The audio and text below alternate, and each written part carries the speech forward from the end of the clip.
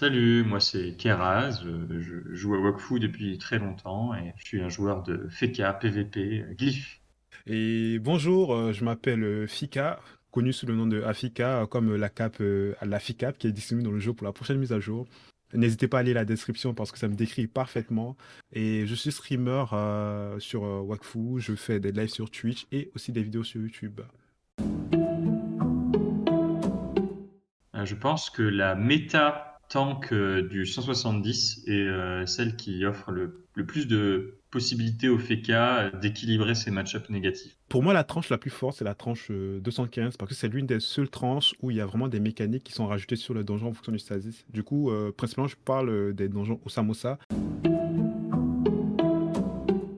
Panda, pour le placement, les chaudés. Je dirais c'est le Zobal, parce que le Zobal, c'est un peu la classe qui complète le plus le Feka, parce que c'est une classe qui peut taper en mêlée, qui peut placer et qui peut aussi donner du shield ou soigner. Magnétisme. C'est très difficile comme question en vrai, parce que le Feka est actuellement l'une des meilleures classes du jeu. Tous ses sorts sont God tier et tout le monde le sait. Mais si je devais choisir une qui est sous-cotée, je dirais que c'est Magnétisme. Maître des boucliers, qui veut la paix prépare la guerre, carnage, et puis en fonction des situations, expérience du terrain, œil, peau rocheuse, inspiration. Vu que je joue principalement FK support, mes passifs varient beaucoup en fonction des combats, mais mon six d'or en passif, ce serait Rock, Vivacité, Compréhension du Wakfu, Maître des boucliers et un pour tous, avec connaissance de la carte. Bâton, goutte, immunité, orbe défensif et volcan. 5 sorts et disponibles sur le FK, je pense que c'est très facile. Je pense que tu prends Bastion, Bastion, Bastion, Bastion et Bastion. C'est le meilleur sort du FK, du coup tu prends rien d'autre. Nox, étant un ancien joueur de Wakfu, je comprends réellement son envie de retourner dans le passé. C'est Pimpin parce que c'est un personnage qui est pas très intelligent et qui est très tenace et qui est l'un des personnages les plus forts en fait de la série. Il a un charisme de fou et puis c'est le seul personnage de la série qui a pu soulever en fait quelqu'un en fait dans la série. Les Yop, ça croque sous la dent. Pour moi, il n'y a pas réellement de meilleur match parce que quelle que soit la classe, je les détruis tous. Ouais, pareil, pas de concu.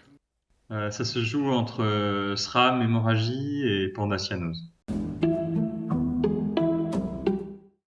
Pro tips de malade, peu de gens font ça, mais lisez les descriptions de vos sorts en entier et vous verrez, tout sera plus facile ensuite. Du coup, le conseil que je donnerais aux gens qui veulent commencer le jeu, c'est déjà de trouver deux bonnes classes avec lesquelles vous voulez jouer votre FK. Parce que le jeu, c'est principalement axé sur du 6 enfin, du 6 classes. Mais vous pouvez facilement jouer 3 personnages sur votre camp. Du coup, je pense que le mieux, c'est de prendre deux bonnes classes avec lesquelles votre FK s'en sort bien. Pour moi, le Feka doit se jouer mêlé. Bâton procure un trop grand avantage pour l'ignorer. Et ensuite, pour jouer Glyph, il faut se concentrer sur les maîtrises élémentaires, mêlée et zone, puisque les maîtrises crit et do ne sont pas comptabilisées. Feka étant une classe sans soin, les résistances sont primordiales, chaque point de vie compte. Pour le FK, je suis principalement axé sur le PVM. Aussi, je pense en PvP ça marche, mais je pense les stats de tacle, esquive, et aussi de points de vie et de résistance, c'est le plus important sur le FK. Brutalité, ruine, très forte quand on joue Glyph. Autrement, si vous décidez de le jouer mono, embuscade écartée pour Fecalistophedes. Et pour le heal, expert des coups critiques et précaution font une grosse différence dans les situations de 1v1. Je pense tout le monde connaît la fameuse sublimation qui est énergie ancestrale. Je pense en subli relique, tu prends que ça.